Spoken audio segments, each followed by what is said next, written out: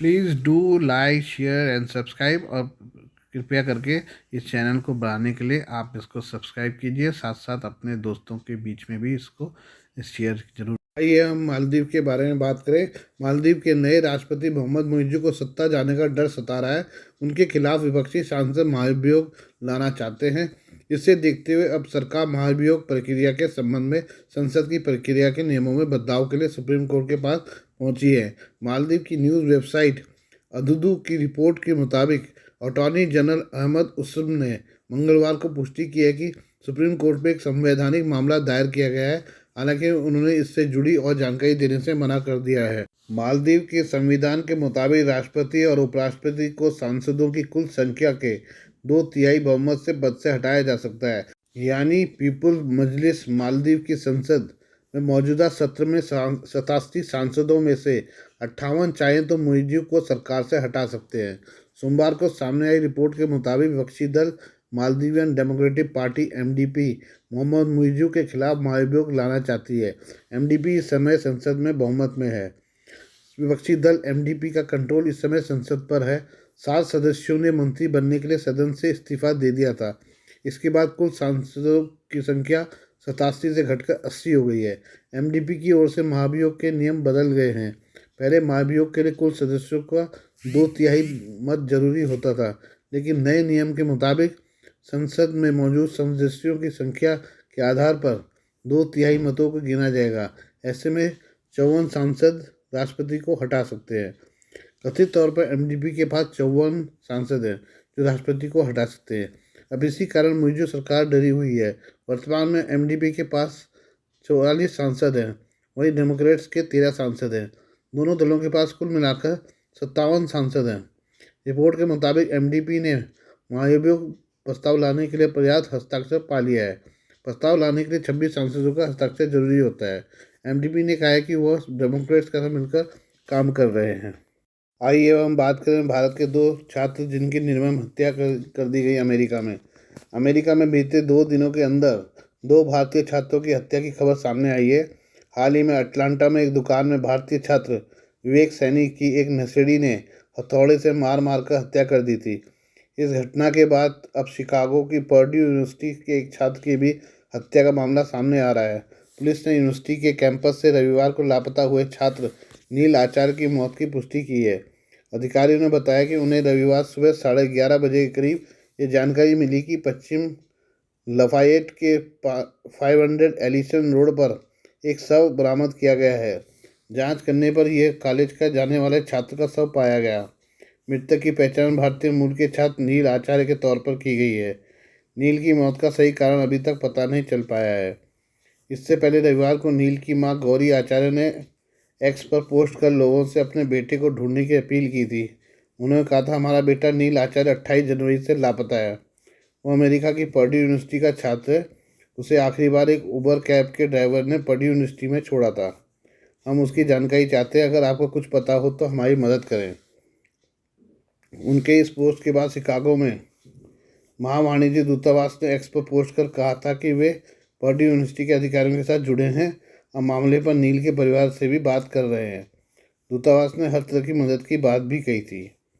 Purdue exponent नाम की एक मल्टीमीडिया एजेंसी के मुताबिक पर्ड्यू यूनिवर्सिटी के कंप्यूटर साइंस डिपार्टमेंट के प्रमुख क्रिस क्लिफ्टन ने सोमवार को विभाग और फैकल्टी को एक ईमेल में नील आचार्य की मौत की पुष्टि की है। क्लिफ्टन ने कहा कि नील काफ़ी प्रतिभाशाली छात्र था। उसने कंप्यूटर साइंस और डेटा साइंस में डिग्री हासिल की थी और वह जॉन मार्टिन्स ऑनर्स कॉलेज में पढ़ता था। इससे पहले अमेरिका के लिथुआनिया शहर के जॉर्जिया में एक बेघर नशेड़ी ने एक 25 वर्षीय भारतीय छात्र को पीट कर हत्या कर दी। दरअसल छात्र पिछले कुछ दिनों से उस बेघर नशेड़ी की मदद कर रहा था। हत्या की घटना सीसीटीवी कैमरे में कैद हो गई है। पुलिस ने इस घटना के बाद आरोपी को गिरफ्तार कर लिया है। अटलांटा में इस घटना पर भारत ने शोक जताते हुए इसे डरावना बताया और इसकी निंदा की है। आइए अब हम अपने पड़ोसी देश अफ़गानिस्तान के बारे में बात करें। अशरफ गनी सरकार के जाने के बाद अफ़गानिस्तान से भारत को दूर रखने की कोशिश में लगे पाकिस्तान को बड़ा झटका लगा है। तालिबान सरकार ने काबुल में सोमवार को क्षेत्रीय सहयोग को लेकर एक अहम बैठक की, जिसमें भारत, पाकिस्तान समेत 10 देशों को बुलाया गया। पाकिस्तान तालिबान राज में भारत को हटाकर अफगानिस्तान में अपना दबदबा कायम करना चाहता था, लेकिन अब दोनों देशों के बीच संबंध बहुत तनावपूर्ण हो गए हैं। तालिबानी लड़ाकों और पाकिस्तानी सैनिकों के बीच जुड़न लाइन पर कई बार हिंसक झड़प हो चुकी है। वहीं तालिबान ने खुलकर ऐलान किया कि वो पाकिस्तान से लगती सीमा रेखा को नहीं मानता है। विश्लेषकों का कहना है कि ऐसे में भारत को न्योता तालिबान ने पाकिस्तान की सरकार को बड़ा संदेश दिया है। काबुल में आयोजित बैठक में भारत पाकिस्तान के अलावा कजाकिस्तान, तुर्की, रूस, चीन, ईरान, उज्बेकिस्तान, तुर्किस्तान, इंडोनेशिया और किर्गिस्तान शामिल थे। तालिबान के विदेश मंत्री आमिर खान मुत्ताकी ने इस सम्मेलन को संबोधित किया। भारत ने अभी तक तालिबान सरकार को मान्यता नहीं दी है। भारत अब लगातार दबाव डाल रहा है कि काबुल में सभी पक्षों को शामिल करके सरकार का गठन किया जाए।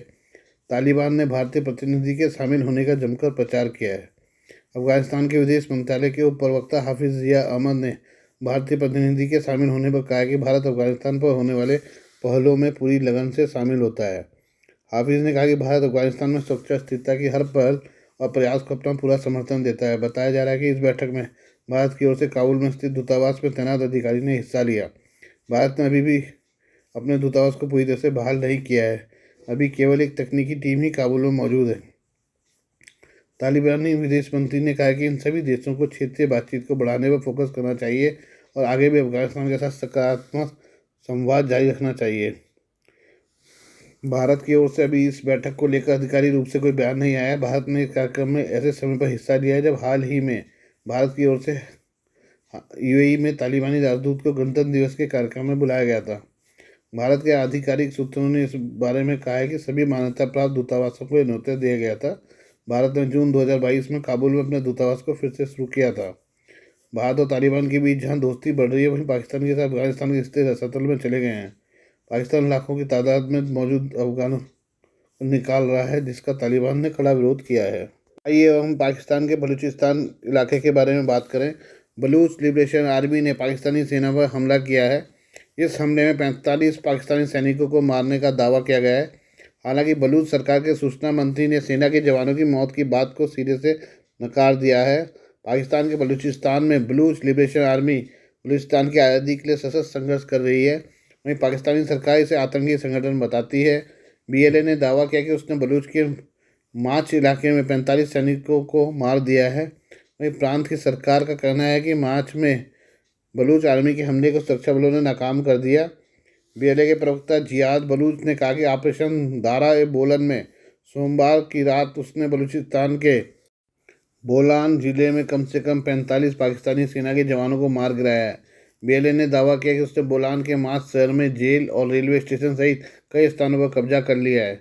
ये रिपोर्ट के मुताबिक बलूच आर्मी के प्रवक्ता जियाद बलूच ने कहा है कि ऑपरेशन दारा ए बोलन के तहत ये हमले हुए हैं। उन्होंने दावा किया कि मारे गए पाकिस्तानी सैनिकों के शव उनके कब्जे में हैं। बीएलए के प्रवक्ता ने धमकी देते हुए कहा कि जो भी कोई ऑपरेशन दारा ए बोलन को रोकने का प्रयास करेगा उसे ख़त्म कर दिया जाएगा। बलूच आर्मी के हमलों को स्वीकारते हुए बलूचिस्तान सरकार में सूचना मंत्री जान अचकजई ने बताया कि पाकिस्तानी सुरक्षा बलों ने सोमवार की रात माच क्षेत्र में आतंकियों द्वारा किए गए 3 हमलों को विफल कर दिया। एक्स हैंडल पर एक पोस्ट में उन्होंने लिखा, आतंकवादी असलम अचो समूह से जुड़े थे। मंत्री ने कहा कि इन हमलों में किसी तरह का जान माल को नुकसान नहीं हुआ है। हमारे कोई भी सैनिक हताहत नहीं हुए हैं। मंत्री ने दावा किया कि मंगलवार शाम तक स्थिति सामान्य हो जाएगी। आज के लिए बस इतना ही। बाकी मिलते हैं कल आपसे नई खबरों के साथ। धन्यवाद।